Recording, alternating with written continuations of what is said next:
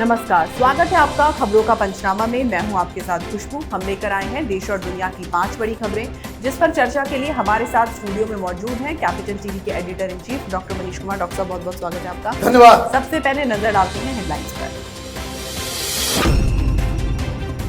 राज्यसभा में बवाल पर सरकार विपक्ष में जंग, सामने आया सांसदों मार्शल की धक्का मुक्की का वीडियो।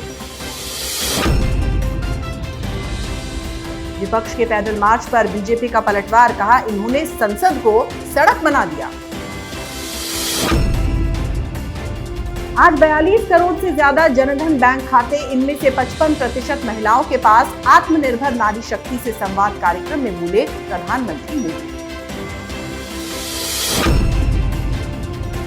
राज कुंद्रा की गिरफ्तारी से डरी गहना वशिष्ठ को लगा झटका, सेशंस कोर्ट ने अग्रिम जमानत याचिका खारिज की। और तालिबान ने बढ़ते दबदबे के बीच भारत को किया आगाह, भारत को निष्पक्षता स्थापित करने की दी नसीहत।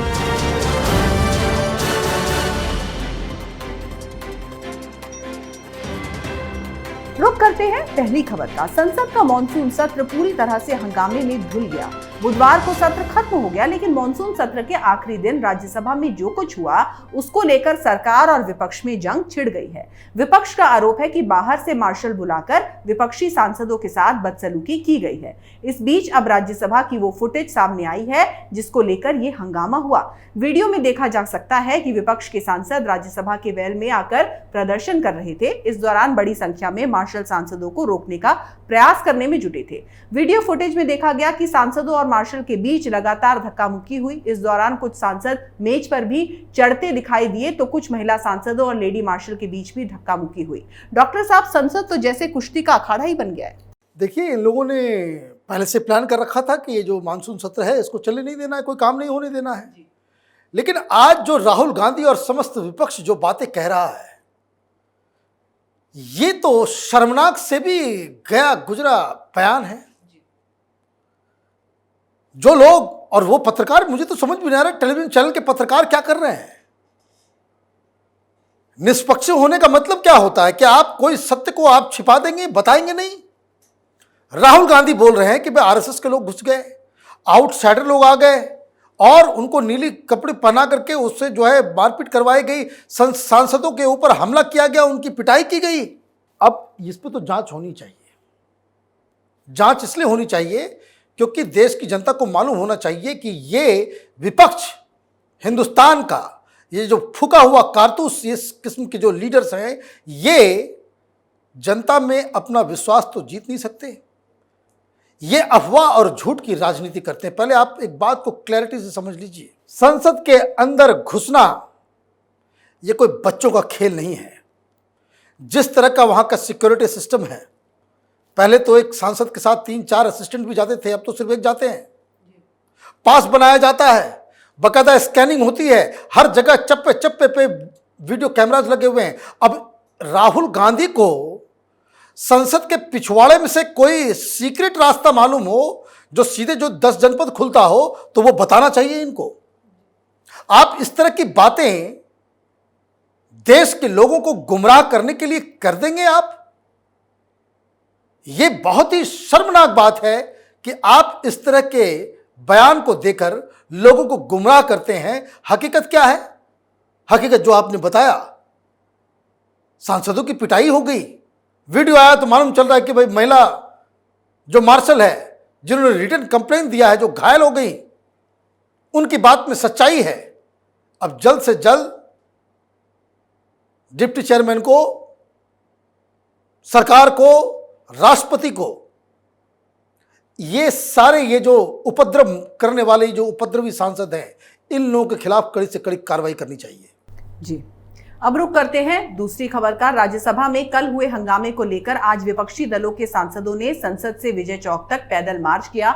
मार्च में विपक्षी नेताओं ने सरकार पर तानाशाही और लोकतंत्र की हत्या करने का आरोप लगाया। विपक्ष के इन आरोपों पर अब बीजेपी ने पलटवार किया है। बीजेपी ने कहा है कि विपक्ष ने लगातार हंगामा करके संसद को सड़क बना दिया। बीजेपी प्रवक्ता संबित पात्रा ने कहा, जिस प्रकार का व्यवहार आज कांग्रेस पार्टी और कुछ अन्य विपक्षी पार्टियां सड़क पर उतरकर कर रही हैं, जिस प्रकार की अराजकता संसद के अंदर विपक्षी पार्टियों और खासकर राहुल गांधी के नेतृत्व में कांग्रेस पार्टी ने दिखाई है, उससे पूरा देश और लोकतंत्र शर्मसार हुआ है। उन्होंने कहा, एक सुरक्षा कर्मी भी हताहत हुई है, वो भी हॉस्पिटल में है। ये वही विपक्षी हैं जो कह रहे थे कि संसद का एक विशेष सत्र बुलाना चाहिए, मगर जब सत्र चल रहा था कोरोना पर एक दिन भी चर्चा नहीं होने दी। डॉक्टर साहब, इस विपक्ष ने तो संसद की मर्यादा को तार-तार कर दिया।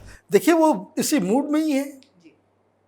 आप एकदम काम आपने नहीं होने दिया और आखिरी दिन आपने तो सारी जो सीमाएं उससे भी लांघ दिया आपने। कोई टेबल पे चढ़ गया तो कोई कागज फेंक रहा है, राज्यसभा ना हुआ कोई कूड़ेदान बन गया, उसकी तस्वीरें हर जगह चल रही हैं और आप ये कुकर्म करते भी हैं। भारत की जो डेमोक्रेसी है उसको पूरी दुनिया में आप तो बदनाम करते ही हैं। राज्यसभा टीवी ने उन सारे प्रसारण को दिखाया नहीं। वीडियोस तो होंगे, वीडियोस तो चलते हैं, लेकिन इसका प्रसारण नहीं किया गया। वो इसलिए कि ये सारी चीज़ें पूरी दुनिया में जाएंगी। लेकिन इन लोगों को देखिए, एक तो गलत कर रहे थे और खुद उसका वीडियो भी बना रहे थे और खुद उस वीडियो को इन्होंने पब्लिक भी कर दिया कि देखो इस बार हमने सरकार को किस तरह से सबक सिखाया है। सरकार को सबक इस तरह से नहीं सिखाया जा सकता। सत्ताधारी पार्टी को इस तरह से चुनाव में नहीं हराया जा सकता। इस तरह के बर्ताव से आप जनता का विश्वास नहीं जीत सकते।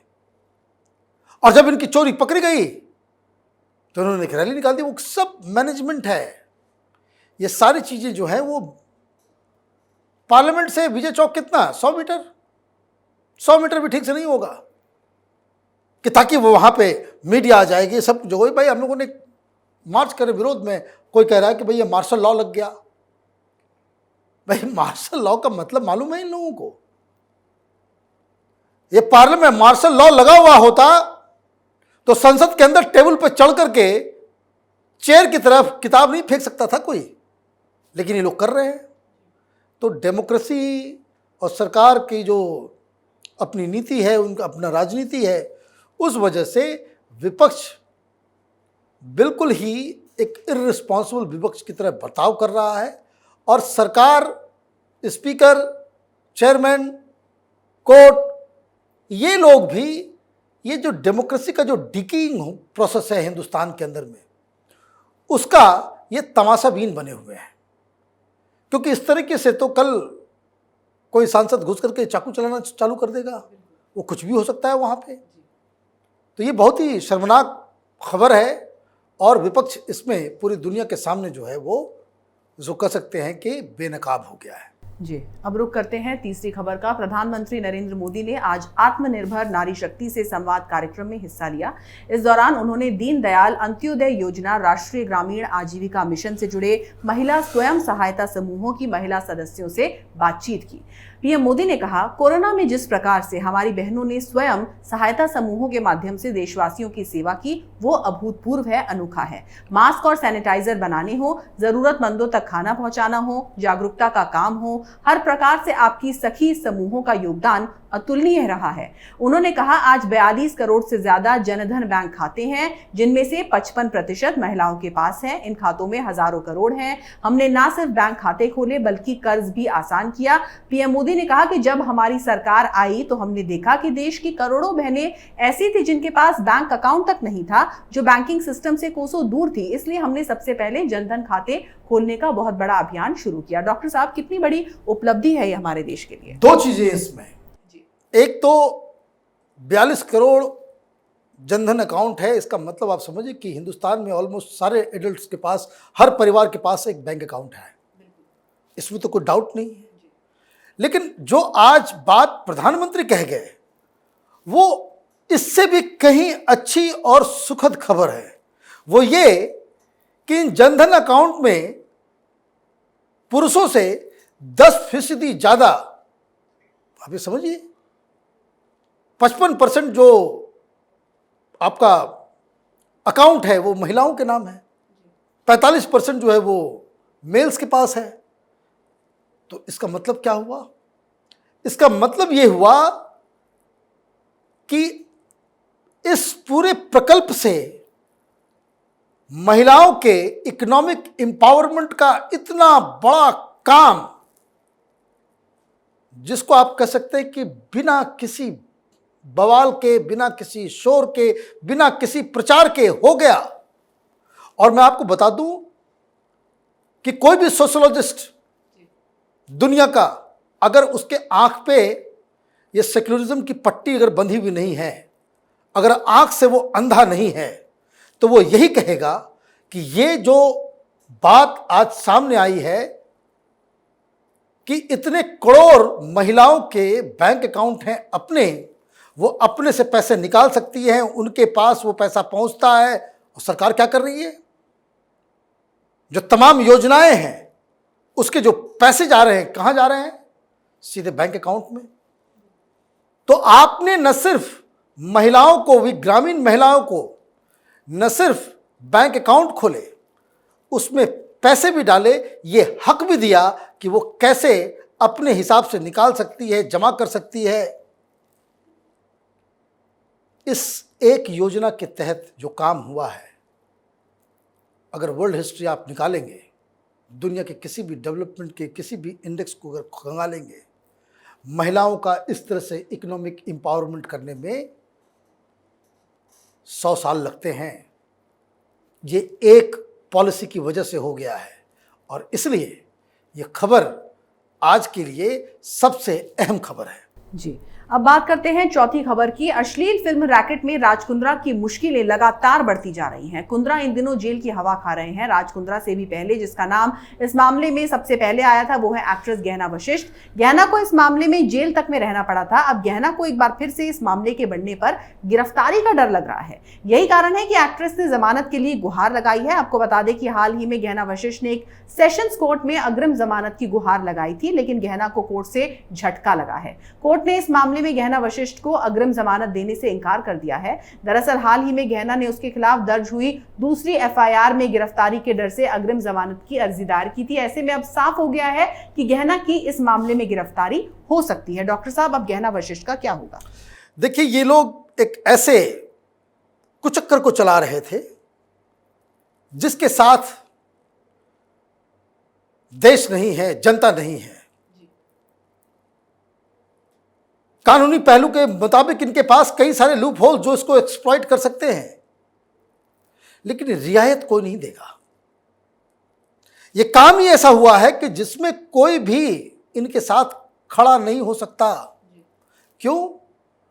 कानून, कोर्ट वो अपनी जगह पे है, समाज का कानून, मोरालिटी, एथिक्स ये अपनी जगह पे है। ये काम ऐसा हुआ है जो हिंदुस्तान के कानूनी पक्ष को ज्यादा ट्रांसग्रेस कर रहा है या नहीं कर रहा है, ये तो कोर्ट में फैसला हो जाएगा। लेकिन सामाजिक वैल्यूज जो हैं, जो सोशल वैल्यूज है, जो मोरालिटी, जो एथिक्स है, उसको तो इन्होंने तार तार कर दिया है।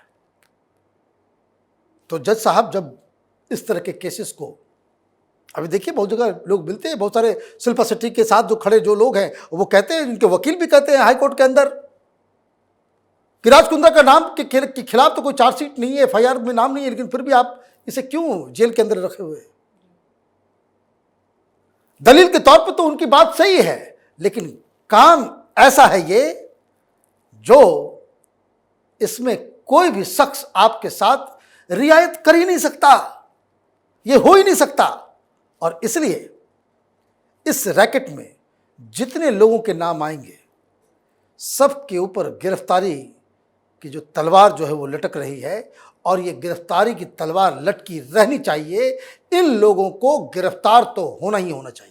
जी, आखिरी खबर तालिबान से जुड़ी है। अफगानिस्तान में तालिबान तेजी से रणनीतिक बढ़त हासिल कर रहा है। उसने बुधवार को 3 और अफगान प्रांतीय राजधानियों और एक स्थानीय सेना मुख्यालय पर कब्जा जमा लिया। अमेरिकी और नाटो सैनिकों की वापसी के बाद देश के उत्तर पूर्व हिस्से पर काबिज होने के साथ ही उन्हें अफगानिस्तान के 2/3 हिस्से पर नियंत्रण मिल गया। मीडिया रिपोर्ट्स के मुताबिक तालिबान के प्रवक्ता मोहम्मद सुहेल शाहीन का कहना है कि भारत सरकार अफगानिस्तान से अपने राजनयिकों को अपनी वजहों और चिंताओं के चलते ले जा रही है। ये उनके ऊपर है, लेकिन जो हमसे जुड़ा था हम पहले ही अपनी स्थिति साफ कर चुके हैं और दूतावासों में सेवारत सभी राजनयिकों की सुरक्षा के लिए अपनी प्रतिबद्धता जता चुके हैं। सुहेल शाहीन ने कहा, मुझे लगता है कि भारत के लिए निष्पक्षता दिखाना वाकई बहुत ज्यादा जरूरी है। हमें ऐसी खबरें मिलती रही हैं कि भारत सरकार सैन्य साजो सामान के साथ काबुल प्रशासन का समर्थन कर रहे हैं, जिसका इस्तेमाल प्रशासन अपने ही लोगों के खिलाफ करता है। हमने लश्करगाह हेलमंद प्रांत में उसी हथियार से बमबारी करते हुए देखा। ये बहुत महत्वपूर्ण है कि भारत निष्पक्षता दिखाए। उन्हें अफगानिस्तान के लोगों के साथ होना चाहिए, ना कि उस सरकार के साथ जो थोपी गई हो या जो कब्जे के चलते अस्तित्व में आई हो। डॉक्टर साहब, तालिबान की ये कैसी शर्त है? तालिबान की कोई शर्त नहीं है। हिंदुस्तान के खिलाफ वो कोई शर्त नहीं रख सकता। हिंदुस्तान ने डिक्लेयर कर रखा है कि वो एक टेररिस्ट ग्रुप है। ये शर्त नहीं, ये एक विनती है। विनती क्या है? तालिबान हिंदुस्तान के साथ, जैसे तालिबान के दिमाग में ये चल रहा है कि वो हम 2 महीने 2.5 महीने में हम तो कब्जा कर लेंगे। भारत के बिना काम कैसे चलेगा? पाकिस्तान, चीन तो बाद में आएगा। चीन आएगा तो वो जमीन हड़पेगा, वो गुलाम बनाएगा पूरे अफगानिस्तान को, फिर एक नई कहानी शुरू हो जाएगी। मालूम चला जिस तरीके से